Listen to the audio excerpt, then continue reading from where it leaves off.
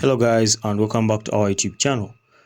In today's video, I will show you how to redeem NBA 2K mobile codes. As you can see, this one is for the NBA 2K mobile codes in 2024 and how to redeem them. Okay, so as you can see, I'm on this website over here. So what you'll do is follow the steps I'll say. So for this case, I'll just come to close up all this. As you can see, this website loads up a bit of ads. Okay, so here they ask you, are there any NBA 2K mobile codes? And it's a yes, of course, there are many NBA 2K mobile codes. And then the question is how to redeem these codes. First and foremost, it says launch the NBA 2K mobile on your device. Click on the redeem option as the game launches. Then type the respective codes in the pop-up that appears on your screen.